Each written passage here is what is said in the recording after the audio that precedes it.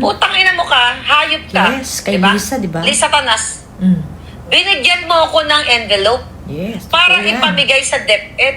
At hindi pa man dumarating, okay, ang kaupo pa lang ni Inday, may instruction na siya kung saan kukuha ng pera. Grabe, no? Si Abangan Lisa. ninyo, ha? Kasi tanggalin ka nila, sila ang tanggalin natin. True. Puwersahin natin. Si Inday Sara na lumabas na. Tama Dapat na talaga tutuluyan lumaban ka, na Day. Inday Sara, wala pang expose ni Maharlika na nagkamali ako. True. Totoo yan. Lahat ng in-expose ko, nadudurugin ang pamilya ninyo.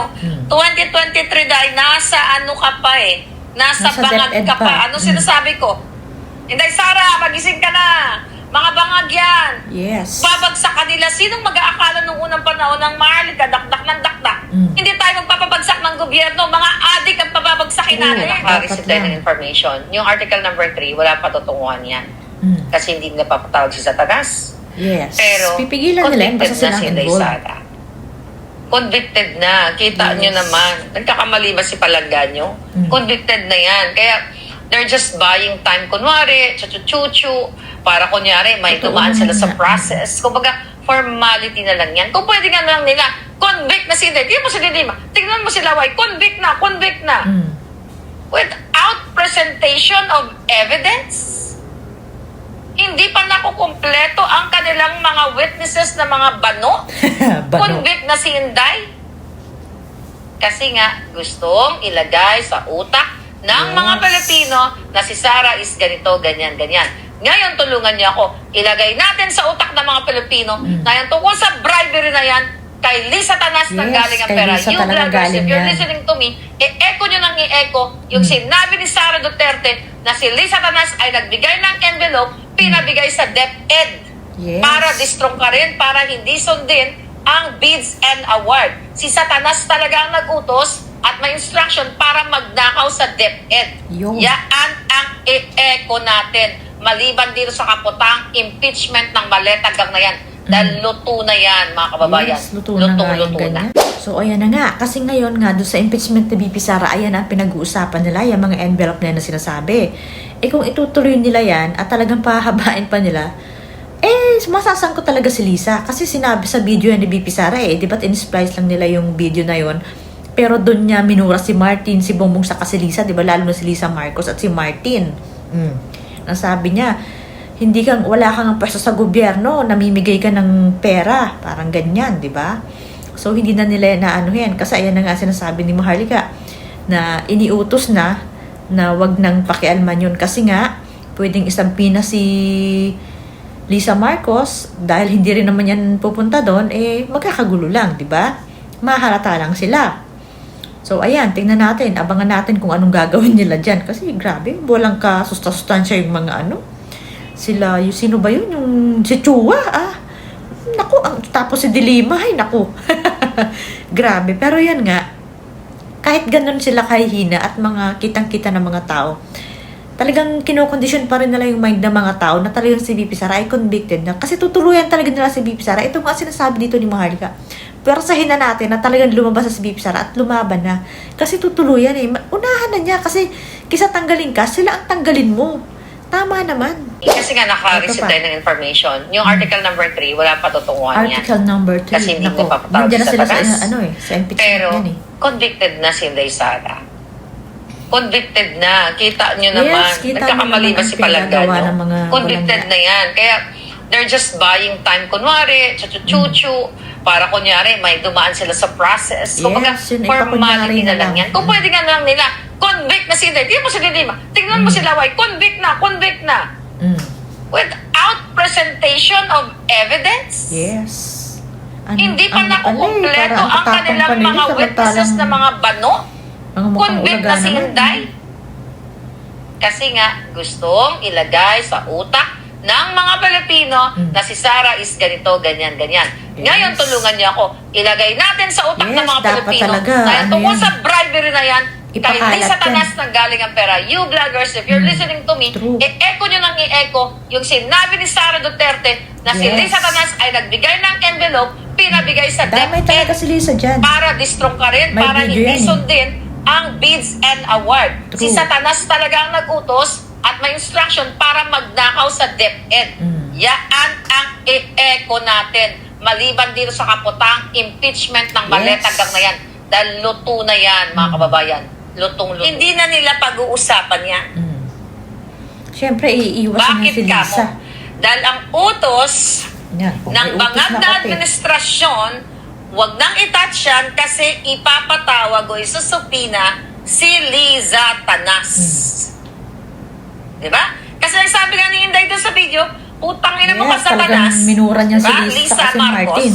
O Satanas, ako tawag sa kanya. Hindi ko siya kaya tawagin ng Lisa Matos. Lisa Tanas, demonyo, kidnapper, kawatan. Lahat na. Diba? Nagbigay si Inday ng sobre, binigyan na si Inday ng sobre at pinabibigay doon sa DepEd. Kaya sabi ni Inday, hindi ka nga taong gobyerno na mimigay ka ng pera ng True. gobyerno. Napakahalaga na sinabi ni Inday Sara, putang ina mo ka, Yes. hayop ka. Diba? Lisa Tanas, Totoo naman. binigyan mo ako ng envelope Kasi hindi Sara, hindi para magsasaltayan ipamigay ng sa hindi DepEd. totoo At hindi pa man dumarating, Talagang sa live pa ang niya sinabi. kaupo pa lang ni Inday, may instruction na siya kung saan kukuha ng pera. Yes. Abangan ninyo, ha? Kasi hindi po pwede na hindi ipapatawag si Satanas.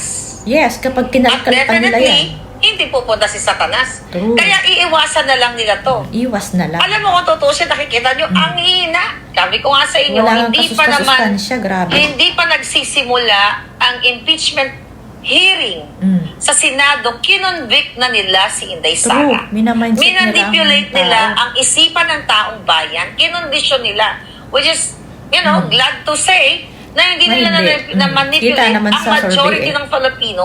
Dahil sa latest survey, si Sara pa rin ang True. namamayagpag sa trust rating. Si Sara pa rin. Kailangan na natin. Ito na ang araw-araw kong blood. Ayan, dapat. Kasi tanggalin ka nila, sila ang tanggalin natin. True. Puwersahin natin. Si Inday Sara na lumabas na. Tama daw, tutuluyan ka, Day. Yes. Inday Sara, wala pang expose ni Maharlika na nagkamali ako.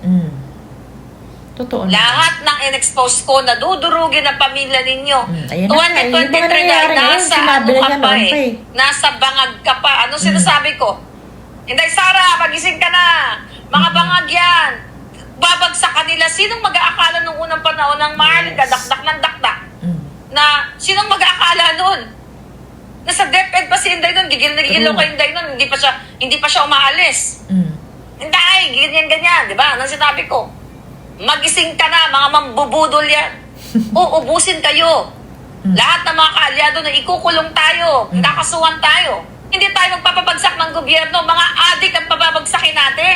So, ayan na. Dapat nang araw-arawin si BP Sara kasi nga, tutuluyan siya niyan eh. Eh, kung tutuluyan ka niyan, unahan mo na sila ang unang matanggal, di ba?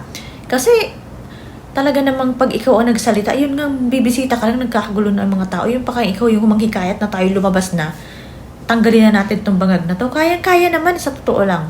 Kaya lang, mabait nga kasi itong si BP Sara eh. Hinahayaan lang niya na ganyan. Tapos, kita mo yan, gumastos ang gastos pa niya dyan sa impeachment na yan, di ba? Sa bayad sa mga abogado. Pero, kung ganyan nga, naluto na rin naman, eh, bakit ka palalaban ng patas, di ba? Sila nga, nagbibendalo eh, why not na gawin na rin sa kanila yan, di ba? Para magkaintindihan. Kasi kung support at suporta lang din naman, kitang-kita naman sa mga survey na simula si BP Sara, bumababa man ng konti, pero tataas na naman. Hindi talaga siya bumababa at hindi siya napapantayan itong presidenteng bangag. At ito nga, napaka-importante nung sinabi niya nito. Kasi ngayon nga, sa impeachment, nandiyan na sila sa, sa topic na yan. Dun sa article number 3.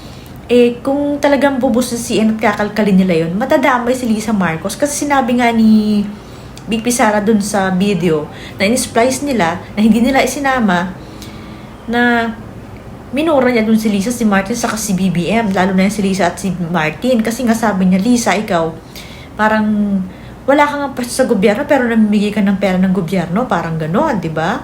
Live niya sinabi yun, parang yung pasisinungalingan. Eh, syempre, kung isagpi naman si Lisa, hindi naman yan pupunta eh. Eh, di lalong magkakagulo-gulo lang sila. Pag hindi yun pumunta. So, hindi na nalayan pa, pahabain pa yung area yan. So, baka mag-next na lang yun. Tignan natin, naabangan din. Kasi damay eh. Eh, nako po, malabong malabo nilang anuhin yan. Ipatawag yan si Lisa. Diyos me, siya ang presidente eh. Tapos ayun nga, talagang grabe na. Eh, kung iisipin mo talaga, dapat unahan na lang eh. Kasi kung power at power din lang sa mga tao, talo ng mga Duterte ang mga yan eh. Wala silang ganyang, karisma sa mga tao. Wala silang ganyan nagmamahal. Yung mga OFW pa lang, solid na solid. Kita niyo yung bagong sa London, di ba? Wala yan, masakit sa mata nila. Nakalain mo, i-impeach niyo yung ganun tao. Nang gawa-gawa niyo lang kasi nungalingan. Tapos yun nga, yung ngayong impeachment, yung mga ginagawa nung ni Chua, ni Dilima, ni Luistro, alam mo yung walang walang kagaling-galing. Talagang nakakahiyaon, di ba? Unang pa lang ni Dilima, pinahinto na ni Chis kasi nga, parang gago lang yung mga sinasabi niya, maling-mali. Basta laging suplak sila, pero ganun pa man, minamindset pa rin nila yung mga tao kasi nga, luto na, nilinis na ni Lisa, talagang makukonvict si BP Sara. Kaya BP Sara, araw-arawin ka na. Baka naman, tuluyan mo na rin yan. Huwag kang, ilabas mo na yung BP Sarang nanununtok. Yun yung hinihintay namin eh. Kasi pinaglalaban mo yung mga tao, di ba? So ngayon, kailangan ka ng mga tao, ilaban mo na to.